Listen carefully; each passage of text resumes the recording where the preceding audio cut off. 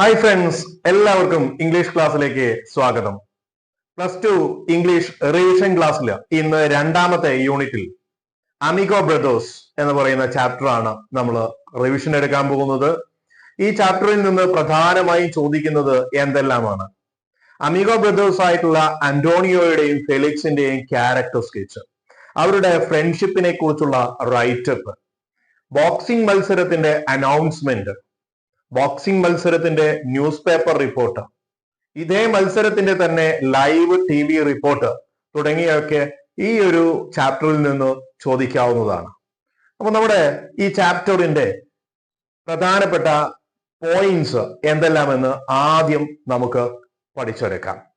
നമ്മുടെ ക്ലാസിന്റെ PDF notes നമ്മുടെ ടെലഗ്രാം ചാനലിൽ അവൈലബിൾ ആണ്. ടെലഗ്രാം ചാനലിന്റെ ലിങ്ക് നമ്മുടെ ക്ലാസിന്റെ ഡെസ്ക്രിപ്ഷൻ ബോക്സിൽ നൽകിയിട്ടുണ്ട്.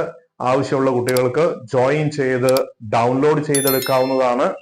അപ്പൊ നമുക്ക് ഇന്നത്തെ ക്ലാസ്സിലേക്ക് കിടക്കാം.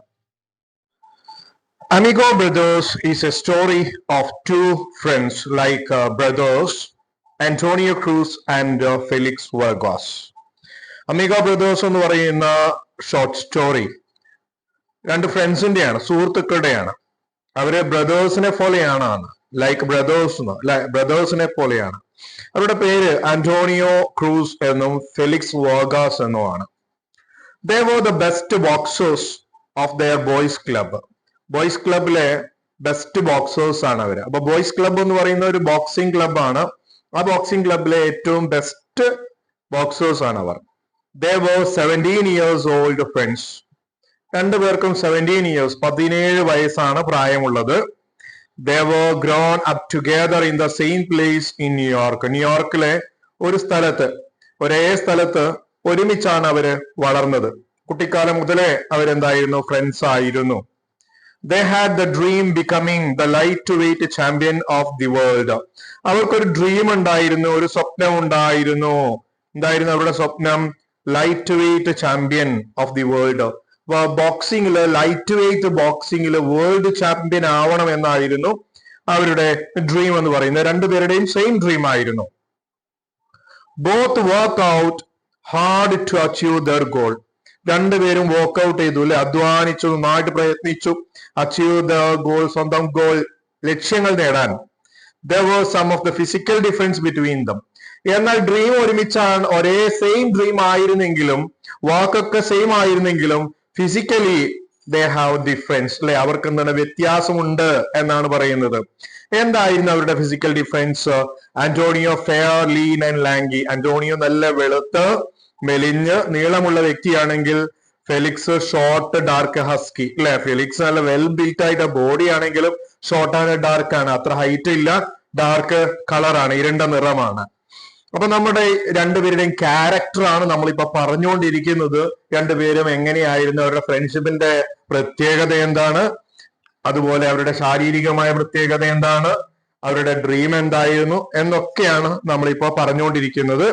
ഓക്കെ, കണ്ടിന്യൂ ചെയ്യാം. ഫിസിക്കലി അവരെന്തുണ്ട്? ഡിഫറൻസ് ഉണ്ട് എന്നാണ് നമ്മൾ പറഞ്ഞത്, അല്ലെ. ഇനി നോക്കാം. Antonio had long hair falling over his eyes. ആന്റോണിയോക്ക് നല്ല ലോങ് ഹെയർ ആണുള്ളത്, അത് കണ്ണുകൾക്ക് മുകളിലേക്ക് വീണ് കിടക്കും. ഫെലിക്സ് വോ the black hair in Afro style. എന്ന ഫെലിക്സ് ഒരു ആഫ്രിക്കൻ സ്റ്റൈലിലുള്ള ചുരുണ്ട കേളി ആയിട്ടുള്ള ബ്ലാക്ക് ഹെയർ ആണ് ഉള്ളത്. Felix വെയ്റ്റ്ഡ് 134 pound. ഫെലിക്സിന്റെ ഭാരം 134 പൗണ്ടും ആന്റോണിയോയുടെ വെയിറ്റ് 133 പൗണ്ടും ആണ് ഉള്ളത്. ഇതൊക്കെയാണ് അവർ തമ്മിലുള്ള വ്യത്യാസം. അപ്പൊ ഇത്രയാണ് അവരുടെ ഫിസിക്കൽ, അതുപോലെ പേഴ്സണാലിറ്റി ട്രേറ്റ് ഒക്കെ നമ്മൾ പറഞ്ഞത്. ഇനി നമ്മുടെ അവരുടെ ഫ്രണ്ട്ഷിപ്പിന്റെ ഇടയിൽ ഒരു പ്രോബ്ലം റേസ് ചെയ്യാണ്. എന്താണ് അവർ നേരിട്ട പ്രോബ്ലം എന്നാണ് അടുത്തതായിട്ട് നമ്മൾ നോക്കുന്നത്. One day they learn they will have to face each other the division final. Boxing ഫൈനലില് അവര് രണ്ടുപേരും ഫൈനൽ മാച്ചിൽ പരസ്പരം എന്ത് ചെയ്യേണ്ടി വരും? ഏറ്റുമുട്ടേണ്ടി വരും എന്നൊരു ദിവസം അവർ മനസ്സിലാക്കുന്നു. The winner can represent Golden Gloves Champion Tournament. അപ്പൊ ഈ ബോക്സിംഗ് മത്സരത്തിലെ വിന്നർക്ക് വിജയിക്കാൻ ചെയ്യാൻ പറ്റും, ഗോൾഡൻ ഗ്ലൗസ് ചാമ്പ്യൻഷിപ്പില് പാർട്ടിസിപ്പേറ്റ് ചെയ്യാനുള്ള അവസരം കിട്ടും. അപ്പൊ ഇപ്പൊ അവർ മത്സരിക്കാൻ പോകുന്ന ഗോൾഡൻ ഗ്ലൗസിലല്ല, ഒരു ലോക്കൽ ബോക്സിംഗ് മാച്ച് ആണ്. അതിലെ വിന്നർക്ക് ഗോൾഡൻ ഗ്ലൗസിൽ പങ്കെടുക്കാനുള്ള ചാൻസ് കിട്ടുമെന്നാണ്. They sensed something start to come between them. എന്നാൽ ഇങ്ങനെ ഒരു അവസരം വസ്തുത അവർ തിരിച്ചറിഞ്ഞതിന് ശേഷം ദേ സെൻസ്ഡ് അവർക്ക് എന്ത് തോന്നി? Something start between them. അവർക്കിടയിൽ അവരുടെ ഫ്രണ്ട്ഷിപ്പിനിടയിൽ എന്തൊക്കെയോ സ്റ്റാർട്ട് ചെയ്യാൻ തുടങ്ങിയിട്ടുണ്ടെന്ന് അവർക്ക് തോന്നുന്നു. A question of friendship and championship arise between them. Friendship ആണോ വലുത്, ചാമ്പ്യൻഷിപ്പ് ആണോ വലുത് എന്നുള്ള ഒരു ചോദ്യം, ഒരു ഡൗട്ട് അവരുടെ ഉള്ളിൽ രൂപപ്പെടുന്നു. However, they decided to forget their friendship for a while, fight each other with a passion. ഫ്രണ്ട്ഷിപ്പിനോടുള്ള പാഷൻ കൊണ്ട് അവരെന്ത് ചെയ്യാൻ തീരുമാനിക്കുന്നത്? Decide to forget their friendship. തൽക്കാലത്തേക്ക് ഫ്രണ്ട്ഷിപ്പ് മറക്കാം, തങ്ങളുടെ എയിം ആയിട്ടുള്ള എന്തിനെ ഫൈറ്റിംഗിലേക്ക്, ബോക്സിംഗ് മത്സരത്തേക്ക് കടക്കാമെന്ന് അവര് തീരുമാനിക്കുന്നു. They decided to split and practice individual till the fight is over. അപ്പൊ they decided, അവർ തീരുമാനിക്കുന്നത് സ്പ്ലിറ്റ് ചെയ്യാൻ, തൽക്കാലം പിരിഞ്ഞ് ജീവിക്കാം, വേർപിരിഞ്ഞ് താമസിക്കാം എന്ന് കരുതുന്നു. ഏതുവരെ? until their fight is over. അവരുടെ ബോക്സിംഗ് മത്സരം കഴിയുന്നത് വരെ എന്നാണ് അവർ തീരുമാനിച്ചിരിക്കുന്നത്. ഹായ് മക്കളെ, ക്ലാസ് കേട്ടുകൊണ്ടിരിക്കെ ഞാൻ നിങ്ങളെ ഒരു കാര്യം ഓർമ്മിപ്പിക്കട്ടെ. നമ്മുടെ ക്ലാസ്സിന് നിങ്ങൾ സപ്പോർട്ട് ചെയ്യുന്നുണ്ടെങ്കിൽ ആ സബ്സ്ക്രൈബ് ബട്ടൺ ഒന്ന് അമർത്താൻ മടിക്കരുത്. നിങ്ങളുടെ സുഹൃത്തുക്കൾക്ക് ഷെയർ ചെയ്യാനും മടിക്കരുത് കേട്ടോ. Okay, they decided to split and practice individually till the fight is over. അപ്പൊ ഫൈറ്റ് തീരുന്നത് വരെ എന്ത് ചെയ്യുന്നു? അവര് സ്പ്ലിറ്റ് ചെയ്ത് വേർപിരിഞ്ഞ് താമസിക്കാൻ തീരുമാനിക്കുന്നു. Felix went to his own Lucy house in Bronx. Bronx എന്ന് പറയുന്ന സ്ഥലത്ത് തന്റെ ലൂസി ആന്റിയുടെ വീട്ടിലേക്ക് ഫെലിക്സ് താമസം മാറ്റുന്നു. Antonio stayed at his own place. Antonio സ്വന്തം സ്ഥലത്ത് തന്നെ എന്ത് ചെയ്യുന്നു? താമസം തുടരുന്നു. At the day of fight, ഇനി ഫൈറ്റിന്റെ ദിവസത്തിലേക്ക് വരിക. At the day of fight a huge crowd and assembled witness the fight. Fight കാണാനായിട്ട് വലിയ ഒരു ക്രൗഡ് തന്നെ, ജനക്കൂട്ടം തന്നെ അവിടെ തടിച്ചുകൂടിയിട്ടുണ്ട്. The match has held in 3 rounds. 3 round ആയിട്ടാണ് ബോക്സിംഗ് മത്സരം നടക്കുന്നത്. അപ്പൊ എവിടെയാണ് ഈ ബോക്സിംഗ് മത്സരം നടക്കുന്നതെന്ന് നമ്മൾ ഓർത്തു വെക്കണം. ടോപ്സ്കിൻ സ്ക്വയർ പാർക്ക് എന്ന് പറയുന്ന സ്ഥലത്താണ് ബോക്സിംഗ് മത്സരം നടക്കുന്നത്. നമുക്ക് ന്യൂസ് പേപ്പർ റിപ്പോർട്ടൊക്കെ ചെയ്യുമ്പോൾ ആവശ്യമാണ്. Okay. Antonio and Felix went round after round. 3 round ഉണ്ട്. ഓരോ റൗണ്ടും 3 റൗണ്ട് എന്ത് ചെയ്തു? അവർ മത്സരിച്ചു. The boxers fight their hardest in all 3 times, അല്ലെ 3 റൗണ്ട്സ്. 3 റൗണ്ട്സിൽ അവർ എന്ത് ചെയ്തു? കഠിനമായി ബോക്സിംഗിൽ ഏർപ്പെട്ടു. The audience was afraid whether it was fight to death instead of boxing match. ഒരു സമയം ഓഡിയൻസ് വളരെ അഫ്രൈഡ് ആയി, പേടിച്ചു പോയി. കാരണം ഈ ബോക്സിംഗ് മാച്ച് ആരുടെയെങ്കിലും ഡെത്തിലേക്ക് എത്തുമോ എന്നൊക്കെ അവർ ഭയപ്പെട്ടു.